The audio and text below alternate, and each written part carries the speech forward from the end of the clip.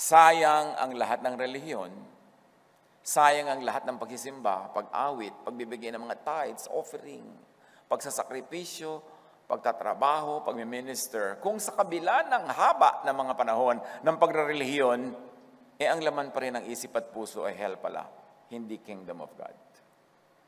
Na sa kabila ng pagrelihiyon ay puro takot pa rin, puro galit, puro pagmamataas, puro nervyos, puro pangamba, puro guilt.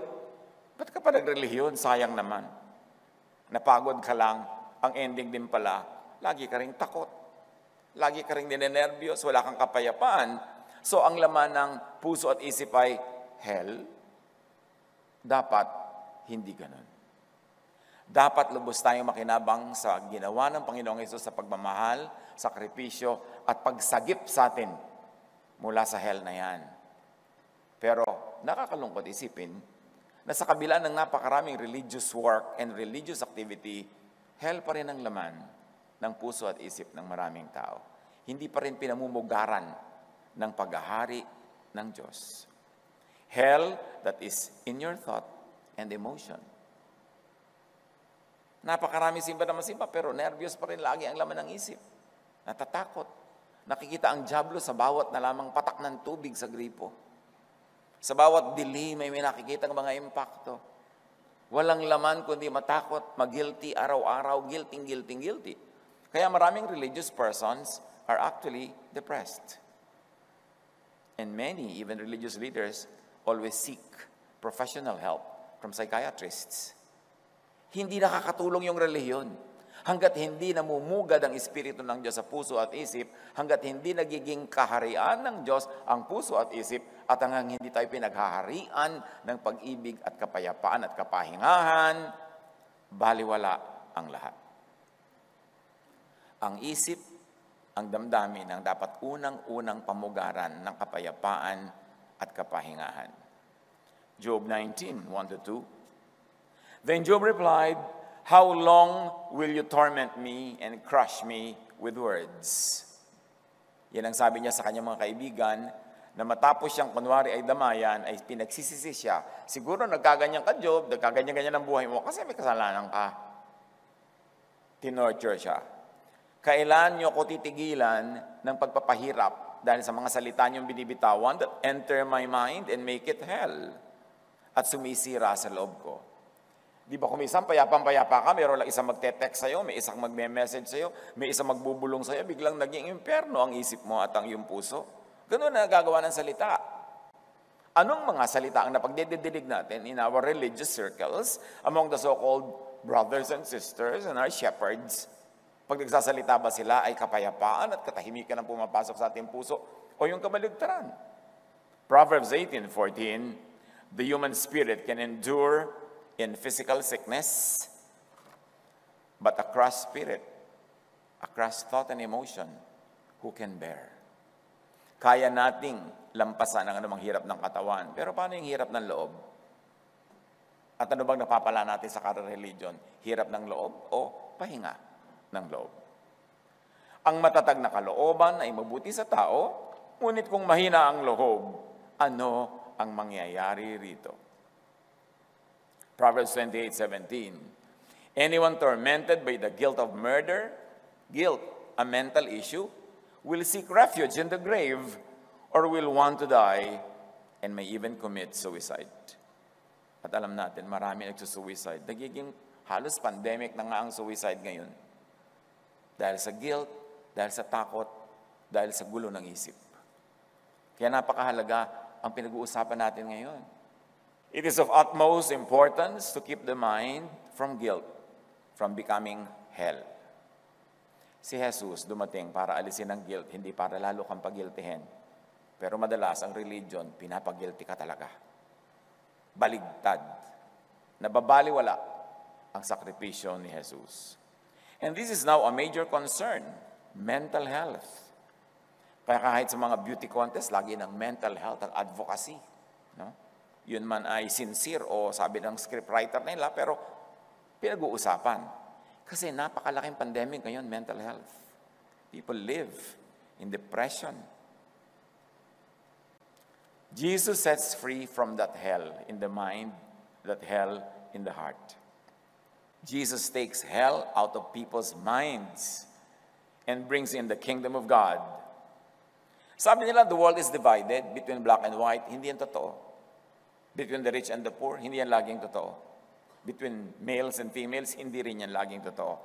The truth is, the world is divided between those that have hell in their minds or those that have the kingdom of God in their minds.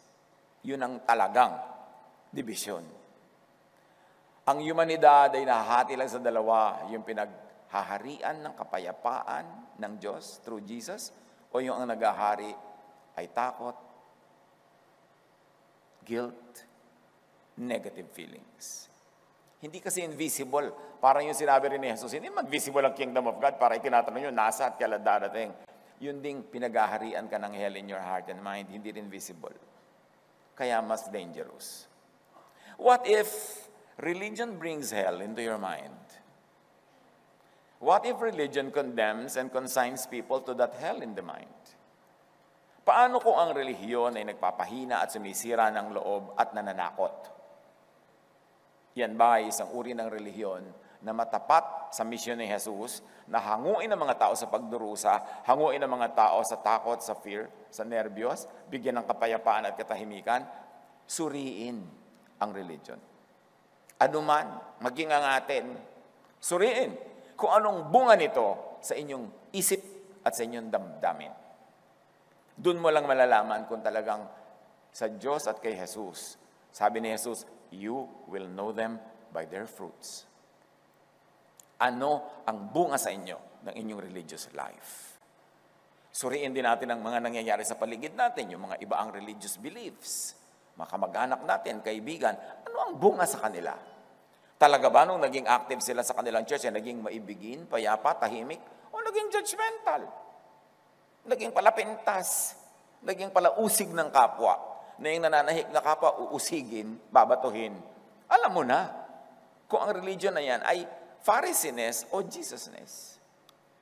Kung tutuusin, if we're going to oversimplify religious practice, again, pwede siguro natin sabihin that all religions could be classified only under Pharisees or under Jesusness. Kahit pa nga hindi talaga technically labeled na Christian church yun, pero ang kanilang practice, ang kanilang paniniwala ay Spirit of Jesus, love, forgiveness, kindness. Ang resulta ay peace and rest. Jesusness yun. Kasi you will know them by their fruits, not by their labels. May mga pananampalataya na hindi obviously kay Jesus, pero sa practice, ay, Jesus pala ang umiiral dito kahit iba yung tatak. Kaya dapat yun ang sinusuri. Ano ang bunga? Hindi kung ano ang brand. Hell is also a state of mind shaped by a tormenting energy which many people call spirit. Energy yan eh. Sinasabi ng cognitive science, just like how lifting weights strengthens your biceps, mindful meditation bulks up your brain, in particular the parts dedicated to dealing with negative emotions.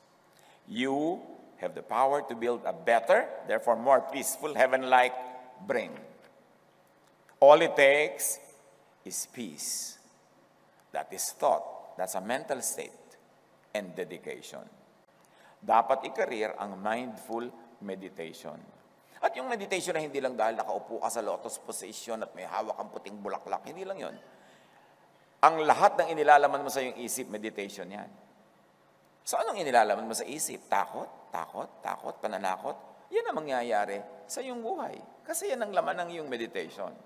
Sinabi ng cognitive science, kung ano ang pinapractice mong laging isipin, yun ang magiging reality mo. Mamumuhay ka under that kind of philosophy or thought or faith. Your brain has the ability to learn and grow as you age. Hindi totoong tumatanda na hindi na natututo. Tumitigil na lang kasi mag-isip.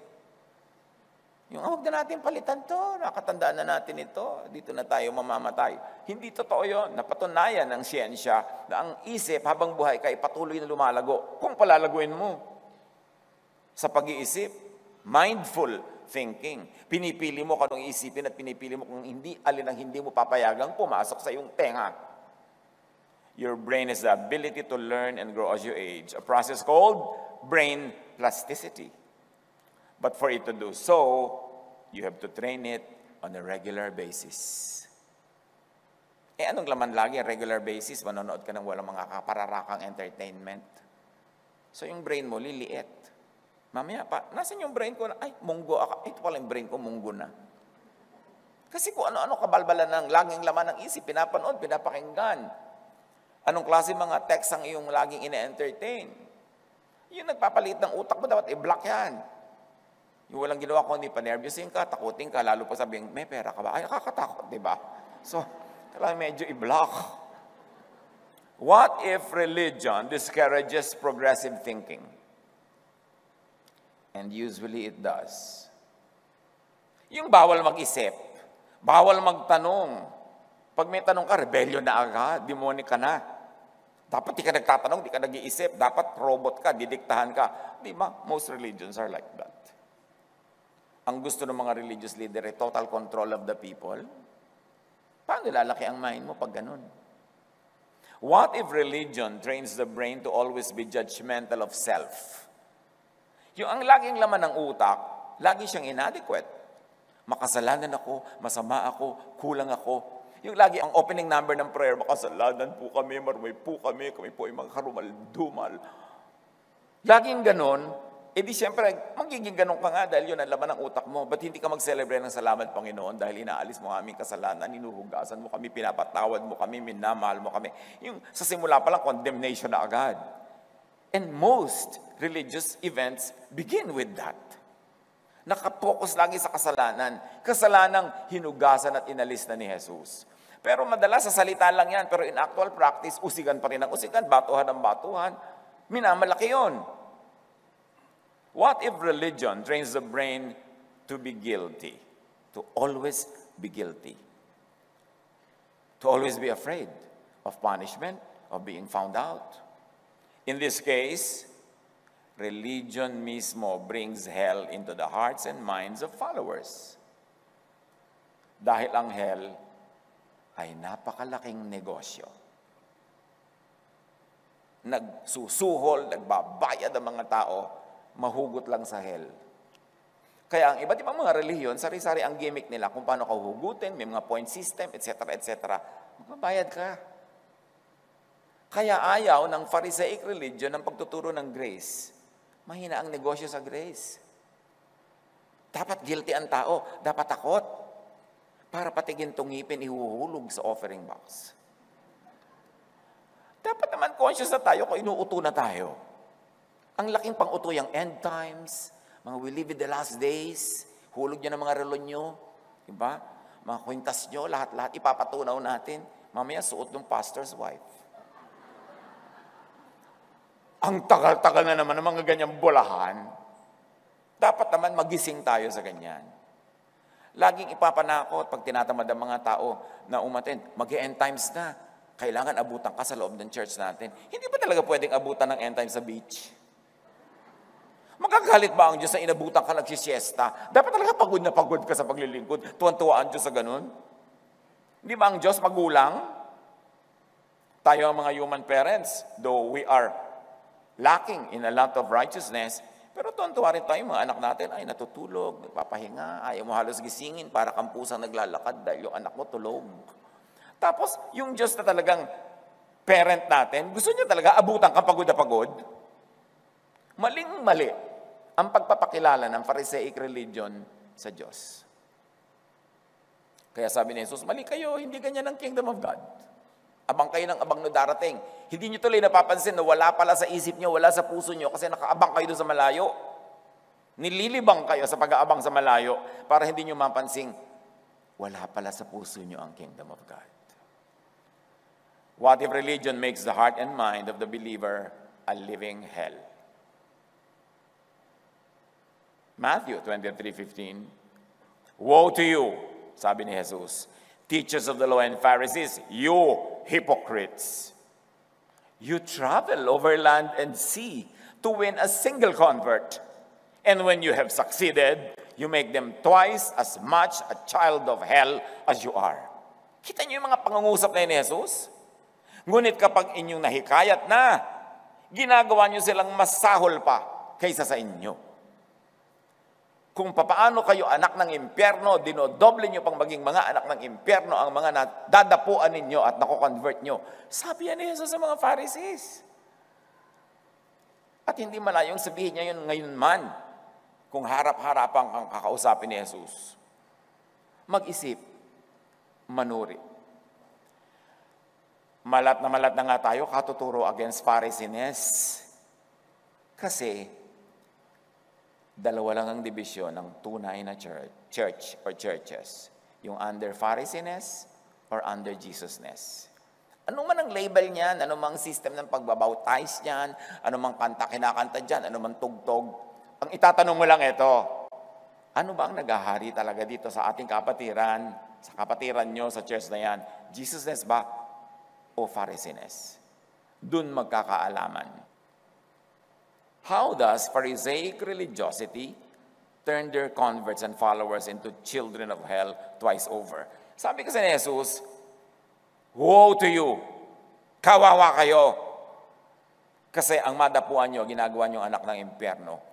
Can you imagine Jesus telling that to religious leaders? The religious leaders of Israel. Dapat nating alam ang mechanism, ang mechanics, ang methods ng Pharisees. Yung Pharisees, yung ang laging pinapairal law, kaya lagi kang nade-judge. Lagi na lamang may mga animosity, lagi na lamang may sisihan, laging may batuhan. Paano yan nag-ooperate para maiwasan natin, ma-identify? How does Pharisaic religiosity make hell of in the hearts and minds of their followers? Make their followers experience, live in their personal hell. Torture people's thoughts and feelings as if they were in hell.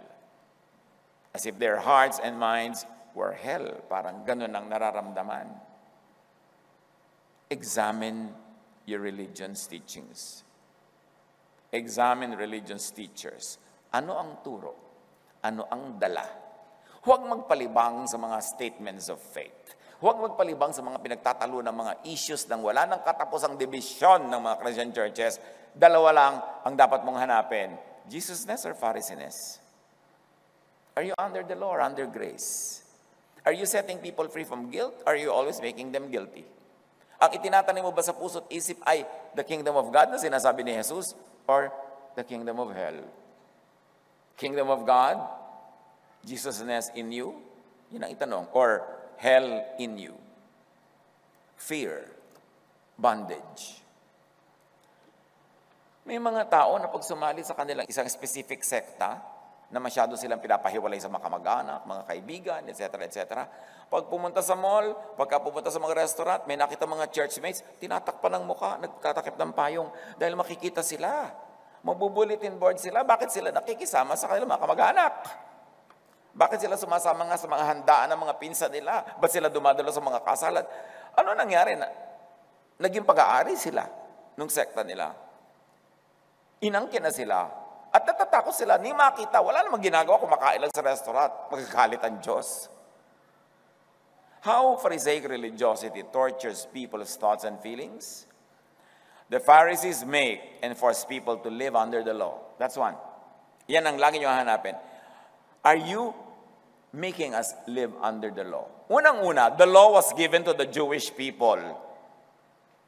Nung pinalaya sila sa Ehipto, inipon sa tabi ng Mount Sinai, sinabi, kayo, mga Israelite, pinalaya ko kayo sa Egypt, ha? Yan ang ginawa ko para sa inyo. Eto ngayon ang gagawin nyo para sa akin. Eto mga laws, susundin nyo. Nandun ka ba? Lumabas ka ba sa Egypt? Kasama ka ba sa Exodus? Jew ka ba? Jew ba ang lola mo? Hindi. Di sa kanila binigay yun, di naman sa'yo. Ba't ka ngayon nakikisaling pusa? Merong mga laws, ang Jewish religion that apply to us up to now. Those are the laws that pass the Jesus filter. Jesus canceled the law. Jesus destroyed the law. The New Testament tells you that. Pero hindi lahat. Kasi meron siyang finulfill, meron siyang nire-interpret, at mahalaga, may mga teaching ang Jewish law na papasa sa Jesusness kasi loving. Alam ba, yung mga law nila, huwag mong tatanggalin yung muhon, yung marka sa lupa ng kapitbahay mo, tapos palalakihin mo yung lote mo, kakainin mo yung lote niya. Hanggang ngayon, applicable yon. Kasi loving yon. So lahat ng loving features of the law, tuloy. Pero yung unloving, ito makasalanan, batuhan ng batuhan, hindi na yun ini-implement ni Jesus. So dapat sinusuri natin lahat yan. O bawal kainin itong ganito. Sabi ni Jesus, all foods are clean. It will not make your spirit dirty, but it could clinically probably harm your body, but it will not harm your spirit. Tapos ngayon, puro pagkain ang pinag-uusapan.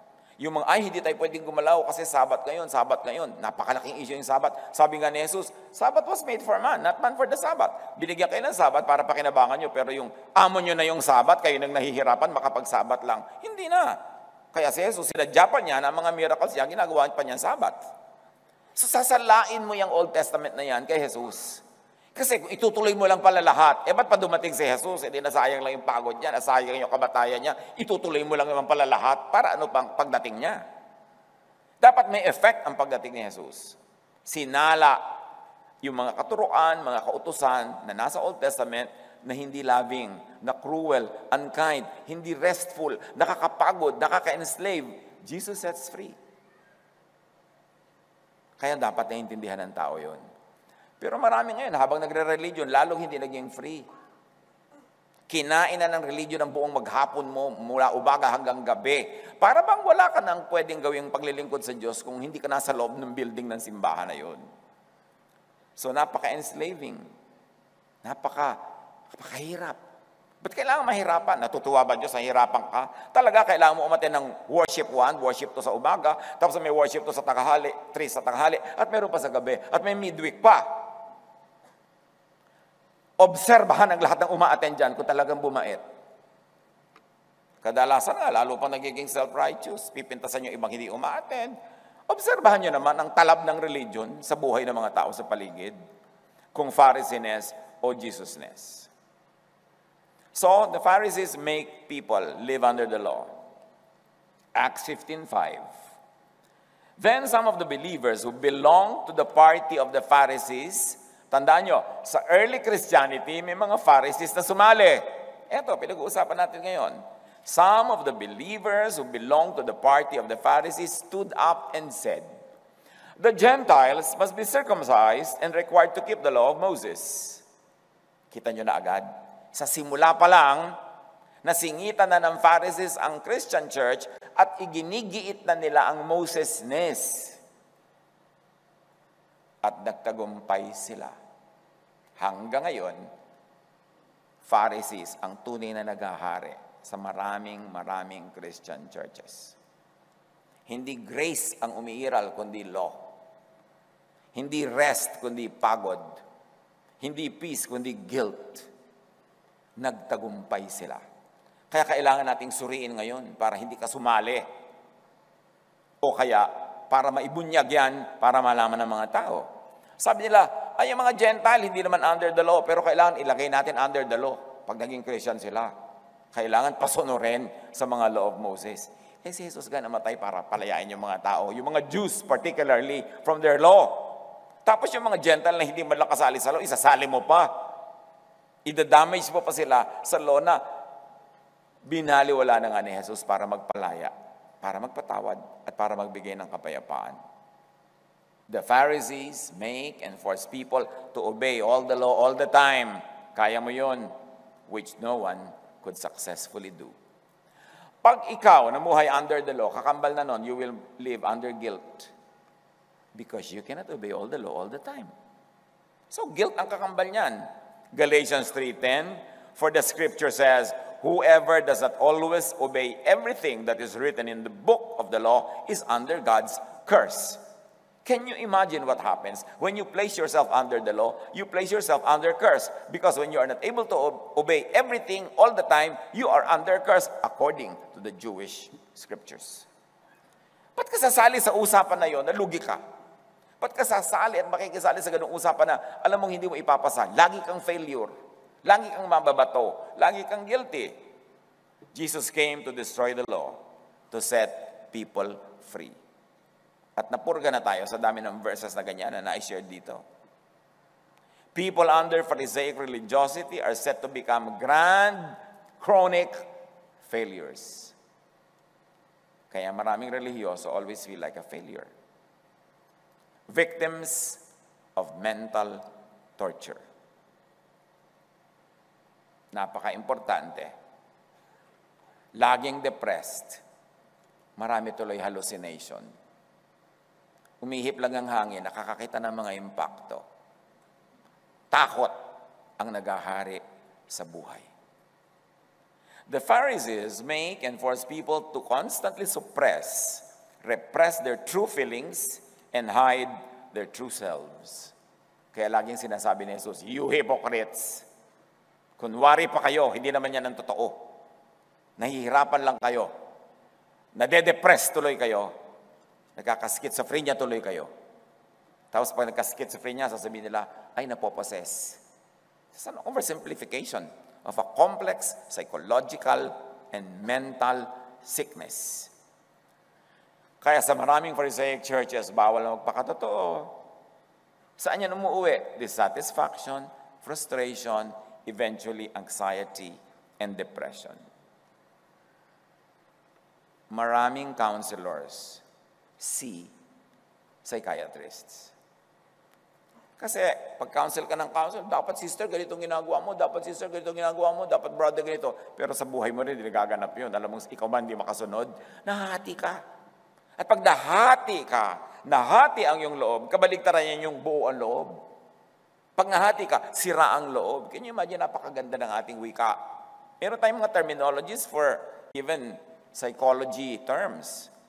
Hati ang loob. Ano mangyayari? Nasira ang loob. Kaya may dumadaan lamang na medyo may itsura na nahulog ang loob. Kasi grabe yung need.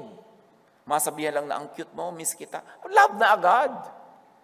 Kasi ang daming kulang sa loob ng puso. Walang makapitan. Kahit sinong dumadaan, kakapit na. The Pharisees forced people to live double lives in hiding, in hypocrisy. Kaya dapat ang church, may mga maskara diyan sa pintuan. Hoy, papasok ka na, magmaskara ka na. Hindi mo pwedeng ipakita ang totoo, machichismis ka. Mapupulpito ka. Mapapagalitan ka, mareredya ka. Yun ba ang pinag-alayan ni Jesus ng buhay? That people who are supposed to accept Him and obey Him and be in Him live double lives, live in hypocrisy and pretense. Galatia 2, 11-13. Kita niyo yung nangyayari nung unang-una pa lang na panahon ng church. May ganyan na mga hypocrisies. Sangkot pa si Pedro. Subalit nang dumating si Pedro sa Antioquia, sabi ni Paul, harap-harapan ko siyang sinaway sapagkat maling-mali ang kanyang ginagawa. Dahil bago dumating ang ilang sugo ni Santiago, ni James, who was known for Pharisees and for his adherence to the law, si Pedro ay nakikisalo sa mga hentil. Subalit nang dumating na ang mga yon, yung mga circumcision group, yung mga Judaizers, yung mga loyal sa traditions of Israel, lumayo na si Pedro at hindi na nakisalo sa mga hentil dahil sa takot niya sa pangkat na nagnanais na tuliin din ng mga hentil. At gumaya naman sa kanya ang ibang mga kapatid doon na mga Hudyo. Pati si Barnabas, ay natangay ng kanilang pagkukunwari. Basahin niyo ang Book of Acts, mga kapatid. Tanggalin niyo yung parang mala Cinderelang pagbabasa. Tingnan niyo kung ano talaga naganap. Napakaraming tension. Kasi ipinipilit ng mga Hudyo na naging Kristiyano kunwari na ituloy ang Jewishness, ituloy ang law, ituloy ang Pharisees inside the Christian church. At sabi ni Paul, yung si Pedro talagang harap-harapan ko tinalampak yan. Hypocrite siya. Nung wala pa yung mga strict na mga Pharisees, nakikihalubilo siya sa mga Gentiles. Nung nagdatingan yung mga tao from Jerusalem, na mga tao ni James, bigla siya lumipat ng mesa. Humiwalay siya sa mga hentil. Sabi ko nun, maraming gumaya sa kanya at sa kanilang mga pagkukunwari. Pinagalitan ni Paul si Peter. Ang daming conflict. Tingnan ninyo. Kaya hanggang ngayon maraming conflict ang churches kasi doon pa lang sa simula may conflict na. At ang conflict na pinakamalaki ay yun. Tayo ba'y under the law or not? Under Pharisees ba tayo o under Jesusness? Hihiwalay ba talaga tayo sa mga Gentiles o tasama tayo? Magse-separate ba tayo o makikid-join sa mga kapwa-believer? Issue na yun pa. Hanggang ngayon, issue yan. Maaga pa, conflict na. Ano mga conflict noon? James, Peter, and the Judaizers and the circumcision group, all in the book of Acts versus Paul. Law versus grace. Justice versus love. Pharisees versus Jesusness. Yung mga nagpipilit ngayon, na sinasabi nila, but God is God of justice. Ang ibig sabihin nila lahat ng may kasalanan, batuhin, parusahan. Yun ang ibig sabihin nila. Pero si Jesus, at kahit sa Old Testament, pag binabanggit ang justice, ang talagang content nun ay justice for the poor. Justice for those who are nalulugi, natatalo sa mga kaso nila sa mga korte kasi mahirap sila, kasi mahina sila.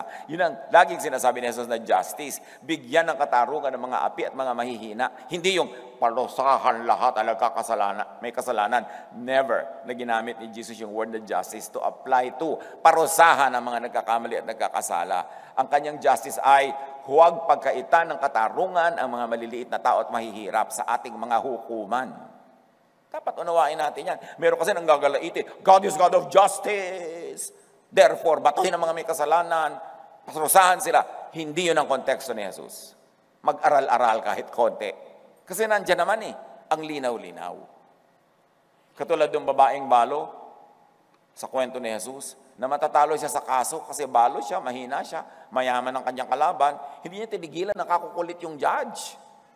At sabi ng judge, mabigyan na nga ng katarungan itong babaeng ito para tigilan ako. Yun ang katarungan na tinutukoy ni Jesus. Huwag apihin ang mga mahihirap, lalong-lalo sa pagdaan sa hustisya sa mga hukuman.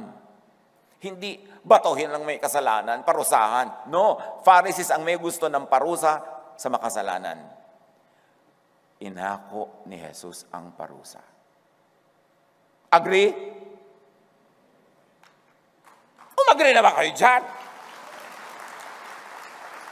So, bakit ngayon gusto mong parusahan yung may kasalanan na inako ng ni Jesus? Ang mga Pharisees, walang tiwala sa kapwa, walang tiwala sa Holy Spirit, walang tiwala sa gawain ng Diyos, nang gusto nila kontrolin ang tao kasi ang iniisip na pag hindi mo kinontrol, hindi mo pinarusahan, hindi mo itinali, magwawala yan. Yun ang Pharisee. Pero si Jesus nagtitiwala, palayain. Bigyan ng kalayaan yung mga taong yan. Kasi kumikilos ang Espiritu sa atin.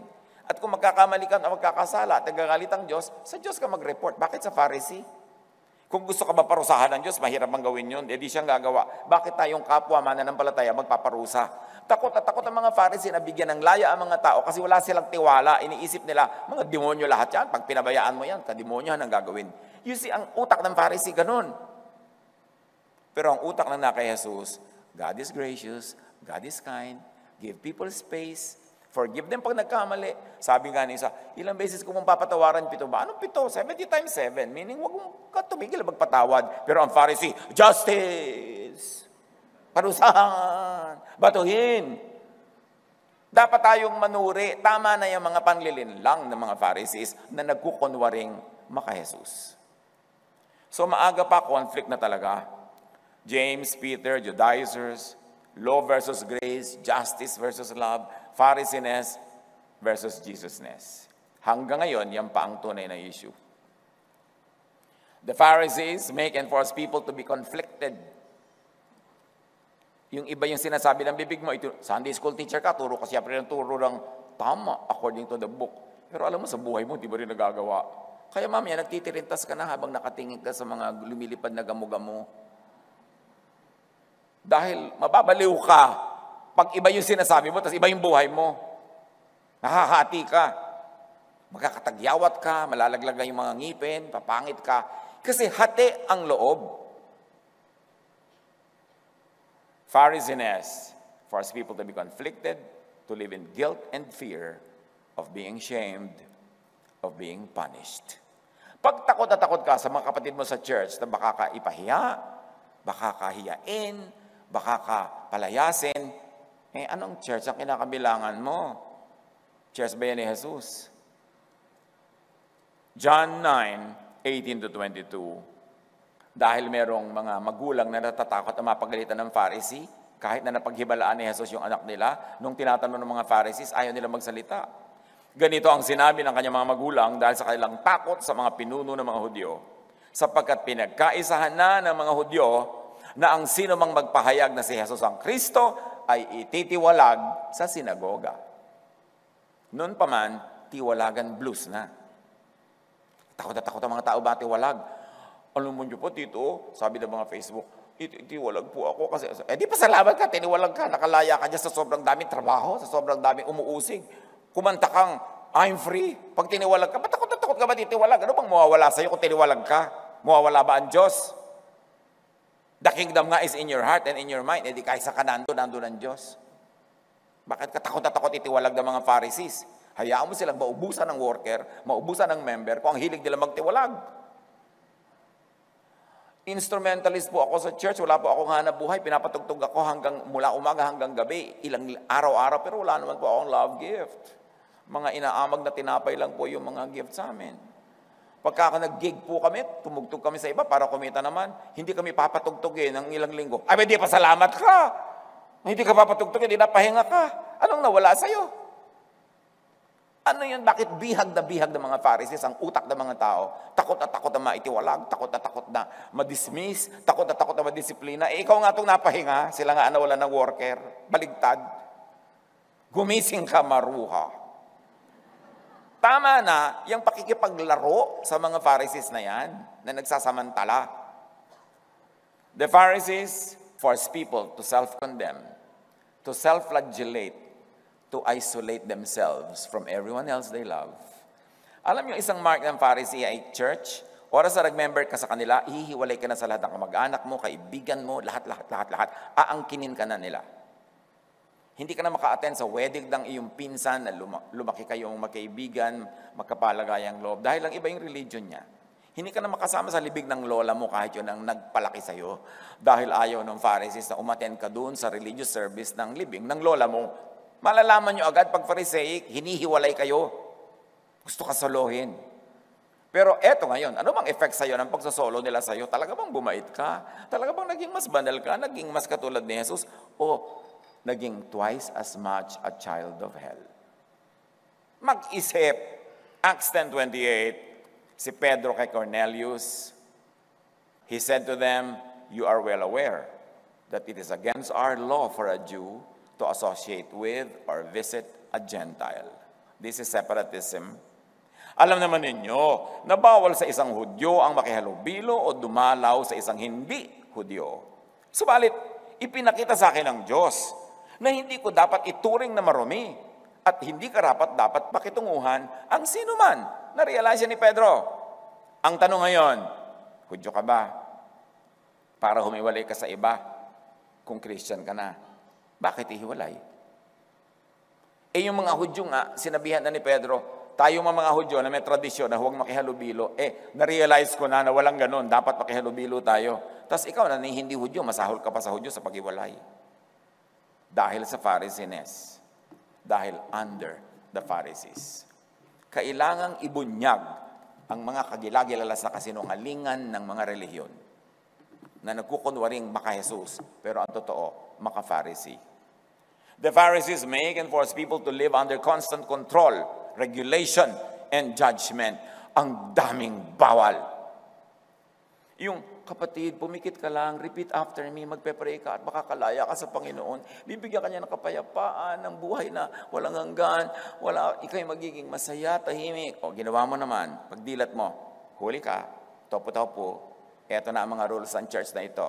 Pahabain mo yung buhok na, o kaya paiksiin mo yan. Palitan mo ang iyong damit, huwag ka magkukulay ng iyong buhok, bla bla bla bla bla bla. Teka, akala ko ba lalaya ako? Ano nangyari?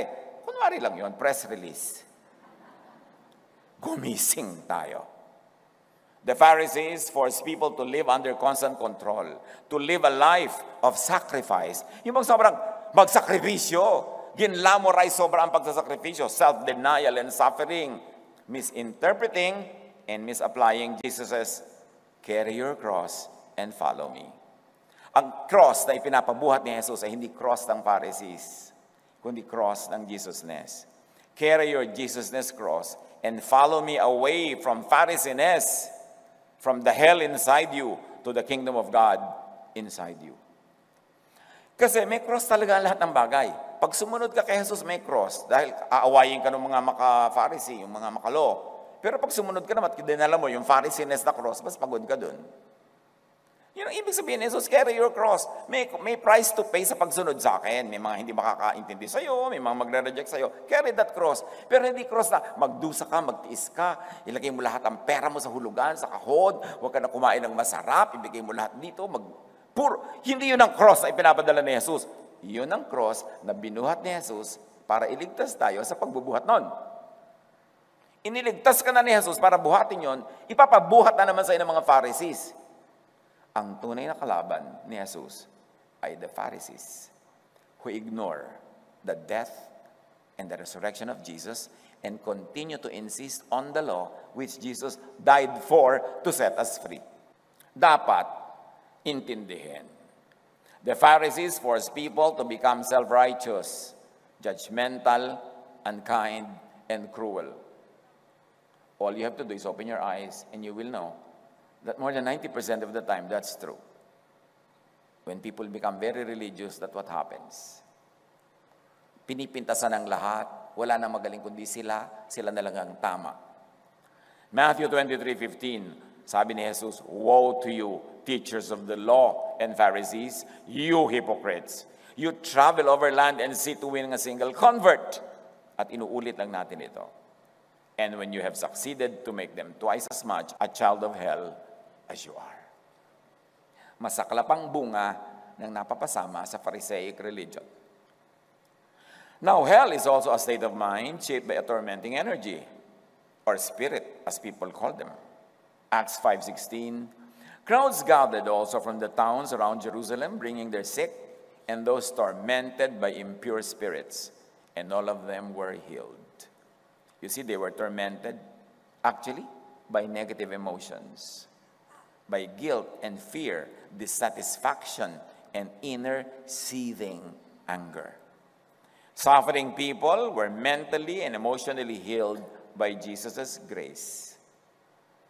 Ano ang sagot sa hindi makasunod sa law? Di grace. Hindi more law, hindi punishment, grace.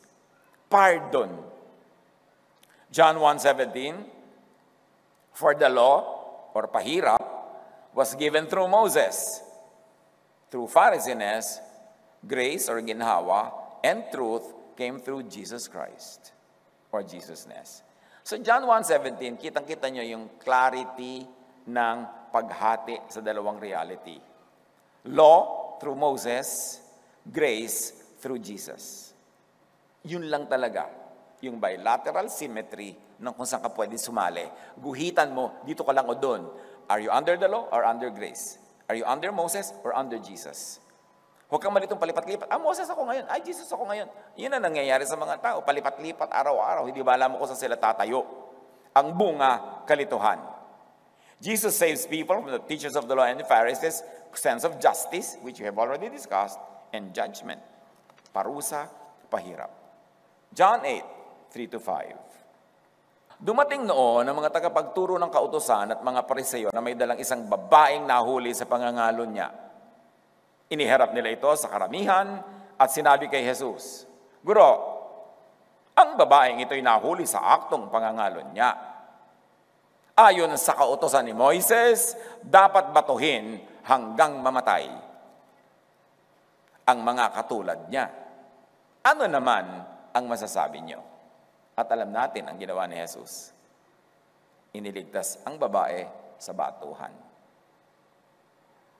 Hindi pinairal ni Jesus ang law of Moses. Gaano pa kalinaw ang kailangan nating makitang ebidensya na pinalaya ni Jesus sa mga tao mula sa law, mula sa pambabato, mula sa parusa ng law. Gayunpaman at ang babaeng ito ay sabi nila ay nahuli sa pangangalo niya. Kung mga leaders ngayon ng church ang makakagawa niyan, batuhan yan. Pero sasabihin nila, Jesus followers, Jesus believers, sa totoo, ay mga followers of Pharisees. Hindi nila papaligtasin na hindi mabato. Kailangan batuhin. Suffering people were healed by Jesus' love. Jesus saves people from the teachers of the law and Pharisees as unlove, anger, and hatred. Bakit maraming relihiyoso, pag nagiging intense ang religiosity, nagiging hateful, angry, laging galit? At ito pa, mga kapatid, makikita nyo kung sino ang Pharisee at ano ang Pharisees. Tuwang-tuwa sila pagka mayroong mga taong sa iniisip nila yung makasalanan, tapos nagkasakit. O nasagasaan ng pison. Nadaganan ng puno ng papaya. O kaya ay nasunugan ng bahay, nalugi sa negosyo. Tuwang-tuwa sila. Observe. Ayan, hindi kasi nag-church. Buti nga. Diba? Ayan, hindi kasi sumusunod sa atin. Nagkatuloy-tuloy ng sakit. Hindi mo makakakitaan ng lungkot o habag. Gustong-gusto nilang i-prove na tama sila at mali yung kalaban nila. Kaya tuwan-tuwa sila pag nagkaroon ng sakit. Pero pag sila ang nagkasakit, trial. Pag sila ang nagkasakit, the devil is punishing me for being faithful to God. Pero pag iba, ayan, God ang gumawa sa kanila. Mag-isip-isip, dahil andyan lahat ng examples. Luke 11:42, woe to you Pharisees, because you neglect justice, and this is justice for the innocent, and the love of God. Suffering people were healed by Jesus' comfort. Doon mo malalaman, ang napapala mo ba'y comfort o hindi? Matthew 11:28, sinabi na niya dito ang kanyang main mission statement. Lumapit kayo sa akin, kayong lahat na nahihirapan at lubhang nabibigatan ng inyong pasanin, at kayo'y bibigyan ko ng kapahingahan. Kapahingahan ito from religion, from Pharisaic religion. Jesus saves people from the teachers of the law and the Pharisees' heavy burdens at mga pahirap. Malalaman nyo kung Pharisaic, hirap na hirap ka na. Wala pa ring tigil. Luke 11:46, sinagot naman siya ni Jesus, mga dalubhasa sa kutusan, pinagpapasan ninyo ng mabibigat na dalahin ng mga tao, ngunit ni daliri ay ayaw nyo igalaw upang matulungan sila. Puro kayo pahirap. Puro kayo pasakit sa mga tao. Hirap na hirap na hirap na. Hindi pa kayo tumitigil ng koleksyon. Pigang-piga na ang mga tao. Inaagaw na sa kakainin nila, sa pampagamot sa magulang, sa pampalibing sa namatay. Hihingan nyo pa ng hihingan. Wala nang pahinga. Tapos ang napapalalang naman sa inyo, panguusig. Pagtitiwalag. Anong napapala? Suffering people were healed by Jesus' forgiveness. Yun lang naman talaga ang nagpapagaling patawad, hindi paniningil. Ang walang maibayad, ang talagang pwede mo lang ibigay dyan ay patawad. Kaya patawad po. Yung walang maibayad sa'yo, kulang ang pera sa tindahan. Meron po bang tawad? Di ba? Ang galing-galing nga na ating mga words Kasi wala namang maibayad, tawad. Para magkatuluyan na lang. At yun ang ibinibigay ng Diyos sa atin. Patawad. Hindi patuloy na pang-uusig. Kulang na nga. Meron pa mga ina, isinumpa ko po yung anak kong dalaga, pastor. Bakit naman? Nabuntis po siya Hindi malaman ko sino ama dahil madilim daw. Ba't mo naman sinumpa? Deaconess po ako, diakonisa ako, paano naman? Diba? Matatanggalan ako ng ministry. Ibig mong sabihin, isusumpa mo yung anak mo na sa lahat ng panahon, ngayon ka pa niya kailangan, isusumpa mo para hindi ka maitiwalag. Di patiwalag ka pa more. Magpakaina ka na lang. Ina ka Bago ka naging diakonesa, ina ka na Tapos itatakwil mo yung pagkainan mo, itatakwil mo yung anak mo dahil sa sasabihin ng church? Ano ka? Bakit ka ganyan? Ang daming mga magulang nagtatakwil ang mga anak dahil yung anak hindi acceptable doon sa church. Makikipaghiwalay pa sa asawa dahil yung asawa ayaw dumalo. Ganun ba talaga ang gusto ni Jesus para sa atin? Forgiveness ang turo ni Jesus. Luke 7:47-48, I tell you, her many sins have been forgiven. Jesus saves people from judgment and from punishment by acceptance.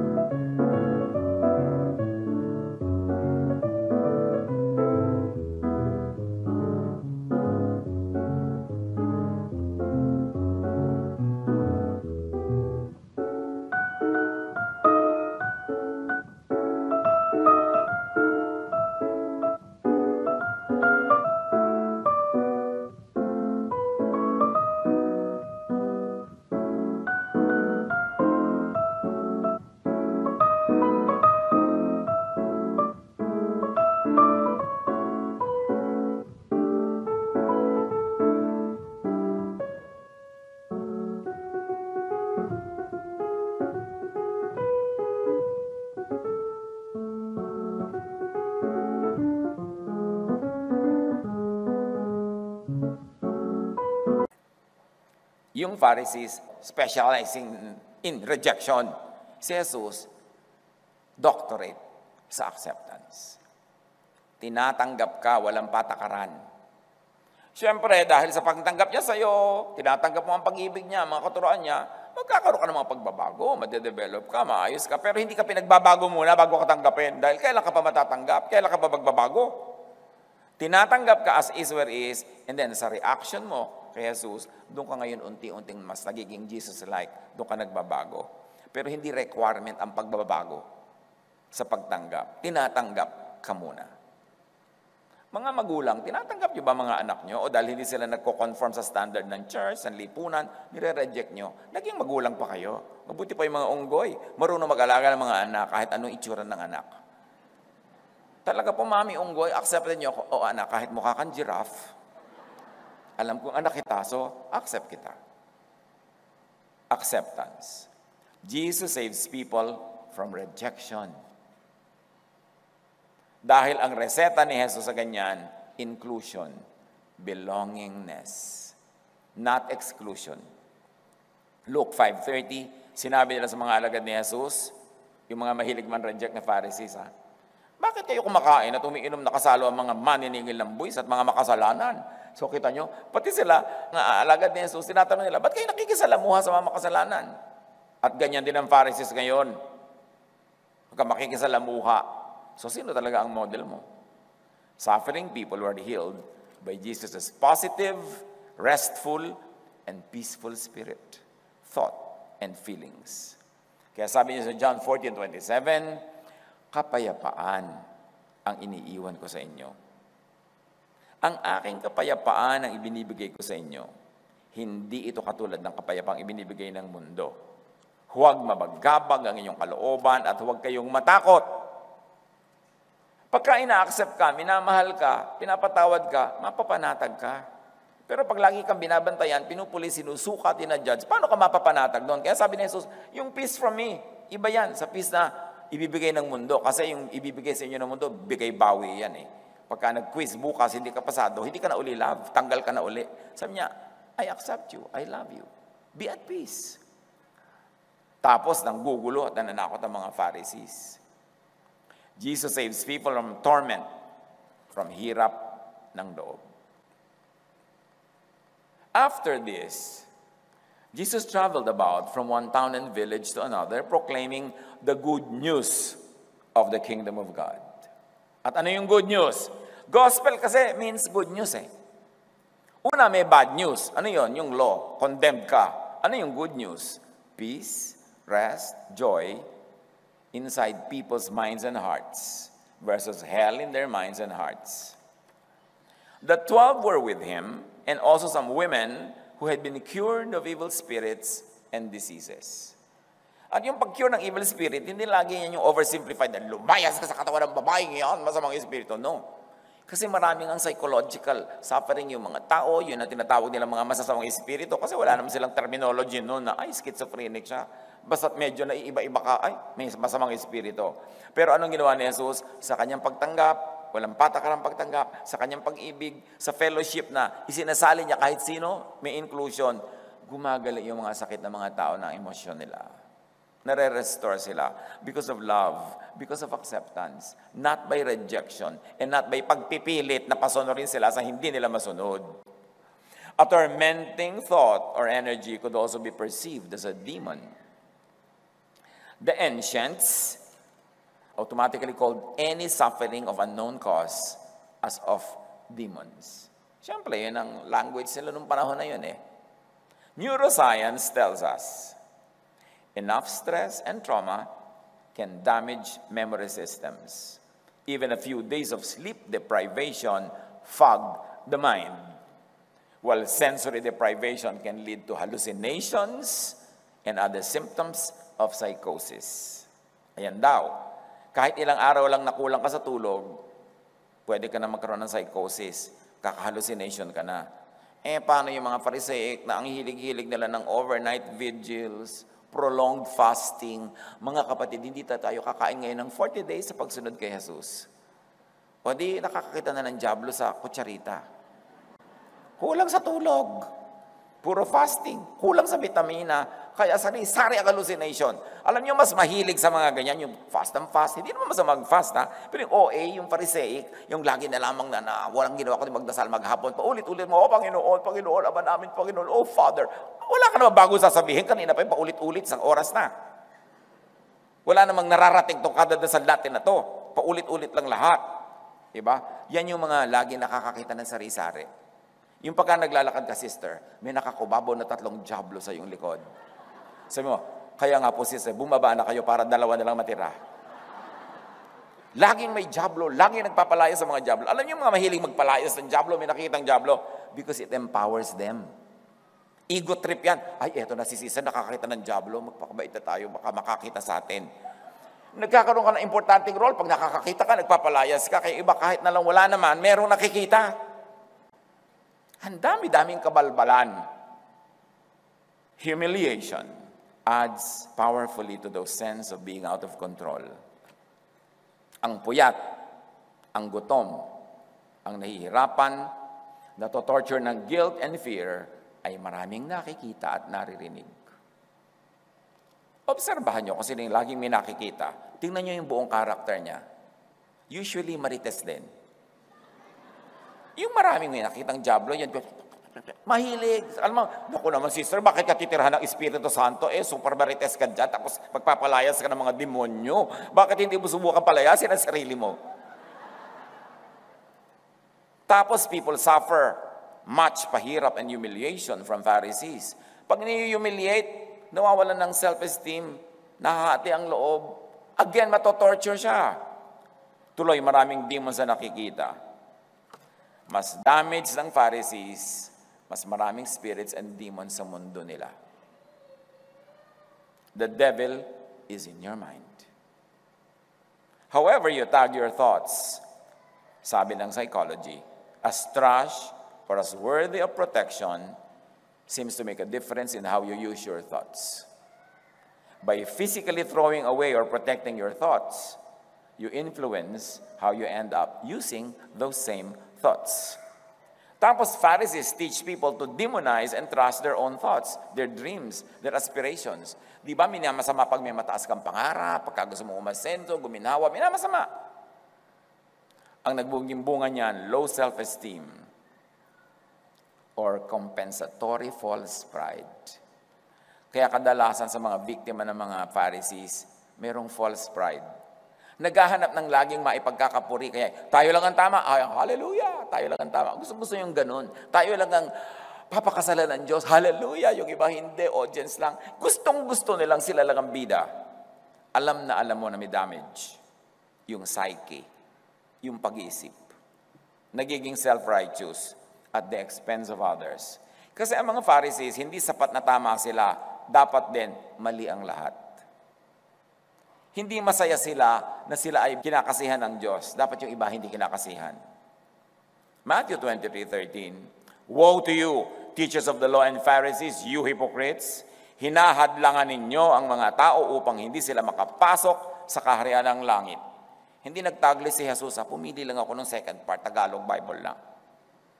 Hinahadlangan ninyo ang mga tao upang hindi sila makapasok sa kaharian ng langit. Or, para hindi makapasok sa isip at puso nila ang kingdom of God. Hinahadlangan nyo. Nakita nyo lahat ang sinasabi nila sa mga Pharisees? May nagsasabi po, di po ba loving si Jesus so i-love din natin ng Pharisees?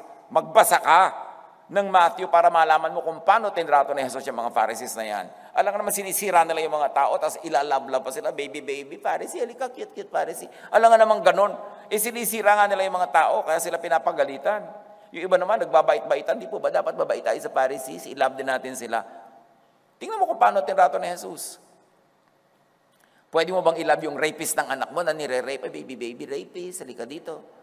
Siyempre, kailangang i-protect mo yung mga sinisira nila. Sabi ni Jesus, hindi na nga kayo pumapasok, hinahadlangan pa ninyo ang mga nais pumasok. Pharisees and their followers never experienced heaven or God's kingdom within. Hindi nila tunay na nararanasan ang grace and love of God, kaya hindi rin nila na ipaparanas sa iba.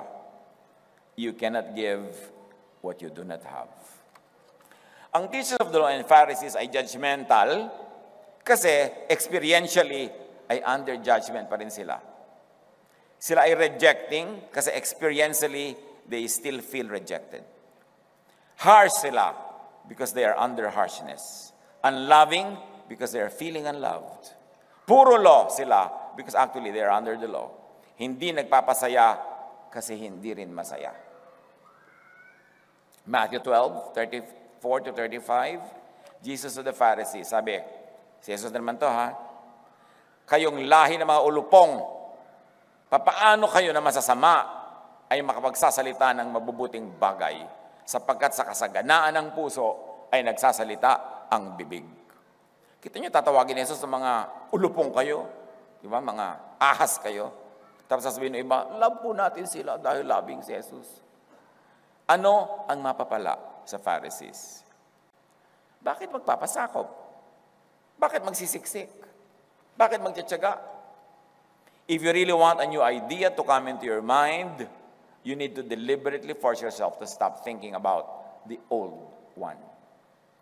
Tapos pigil ng conservative Pharisees ang pag-grow ng isip ng tao. Alam niyo po ba yung conservatism? Natutuwa ako, conservative ako. Ibig sabihin nun, ayoko na lumago. Ayoko na magbago ng isip. Wala nang papalitan. Nakakonserve na yung brain ko. Nilagyan na yun ng formalin. Na-embalsa mo na ang utak ko. Wala nang iibahin. Yun ang ibig sabihin ng conservatism. Jesus was never conservative. Jesus was progressive.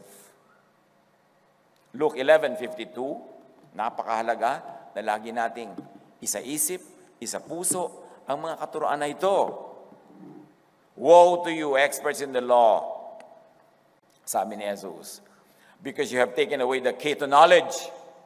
You have taken away the key to knowledge. You yourselves have not entered, and you have hindered those who were entering. Mga dalubhasa ng kautusan, ipinagkakait ninyo ang susi ng kalaman. Hindi na nga kayo pumapasok, hinahadlangan pa ninyo ang mga ibang nais pumasok. Pharisees thrives in ignorance, in intellectual conservatism. Matanong ko kayong lahat, you want the new heaven? Stop thinking of the old hell. You want the new command, love? Stop thinking of the old command, which is law. You want new creation? Stop thinking of the old one. Stop thinking of the old you. Ang lagi kasing gusto ng Pharisees, yung old you ipaalala para ka mag-guilty eh. Job 15:20, si Eliphaz, kinakausap niya si Job, pinapakonsyensa niya, sabi niya, all his days, the wicked man suffers torment. The ruthless man through all the years stored up for him. So yan yung counterpoint ng idea ng Jesusness. Yung ang tao are preconditioned, conscious, or subconscious by guilt. Preconditioned to be guilty. But this negative energy could torment a person only if the person attracts, hosts, and propagates it. To change your life, change your mind, change your thought.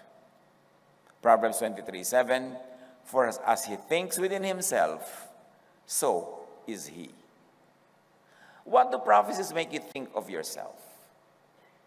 What does religion make you think of yourself? Romans 12:2, do not conform to the pattern of this world, but be transformed by the renewing of your mind. Huwag kayong makiayon sa takbo ng mundong ito, which are, they say, under Pharisees. Sa halip, hayaan ninyong baguhin ng Diyos ang inyong pag-iisip into Jesusness upang maunawaan ninyo ang kanyang kalooban. Love, yan ang kalooban niya para sa inyo. Grace, freedom from the law, rest, peace for you, for people. Being forgiven, knowing that one is forgiven, counted as forgiven, declared righteous by faith in Jesusness, can change the kalooban from guilt, torment, to peace. From hard work to rest. From hell to heaven. This is the mission of Jesus. To to give peace, to give rest. This is the gospel, the good news. This is the great commission to Jesus' disciples. Matthew 11:28-30, lumapit kayo sa akin, kayong lahat na nahihirapan at lubhang nabibigatan sa inyong pasanin, like guilt, at kayo'y bibigyan ko ng kapahingahan. Hindi ko na kayo uusigin. Papatawarin ko kayo, mamahalin ko kayo, tatanggapin ko kayo. Yan ako. Huwag kayong malito. Yung kabaligtaran niyan, Pharisees. Pasanin ninyo ang aking pamatok at matuto kayo sa akin, sapagkat ako'y maamo at mababang loob. Makakatagpo kayo sa akin ng kapahingahan, sapagkat madaling dalhin ang aking pamatok at magaan ang pasaning ibibigay ko sa inyo. So, suriin ang inyong religious life kung ito ang bunga. By their fruits, they will be known. Pero pag lagi pa rin mabigat ang pasanin, baka naman binabaliwala yung sabi ni Jesus at ginawa ni Jesus. Matthew 28:18-20, much misunderstood ito, yung Great Commission. Sinabi sa kanila ni Jesus, ibinigay na sa akin ang lahat ng kapangyarihan sa langit at lupa, all authority to forgive sins. Kaya't humayo kayo, gawin ninyong alagad ko, hindi alagad ni Moses, hindi alagad ng mga teachers of the law and Pharisees o nino man. Gawin nyo ang mga taong alagad ko. Yung mga missionary, nagpupunta kung saan-saan, magbimisyon sila, ano ang ginagawa nila sa mga tao? Nagiging alagad ba ni Jesus o alagad ng Pharisees? Ano ang bunga nila pag dumapo sila? Kaya sabi ni Jesus, pabiyahe-biyahe pa kayo, tumatawid pa kayo ng mga dagat, you only make the people twice as much a son of hell as you are. Kasi ang mission nyo, kunwari kayo, sumusunod sa Great Commission, pero hindi naman akong dala nyo, kundi si Moses. Hindi naman forgiveness ang dinadala nyo, kundi condemnation. Hindi peace, kundi pampapagilty. Hindi rest, kundi pangpagod. Tapos sasabihin nyo, mission ko yan. No. Ang mga tao sa lahat ng mga bansa, sabi ni Jesus, turuan nyo silang sumunod sa lahat ng mga iniutos ko sa inyo. At anong utos ni Lord? Love and grace. Hindi law and judgment. Hindi utos ni Moses o ng mga teachers of the law and Pharisees, which on the ground is actually what most churches are doing.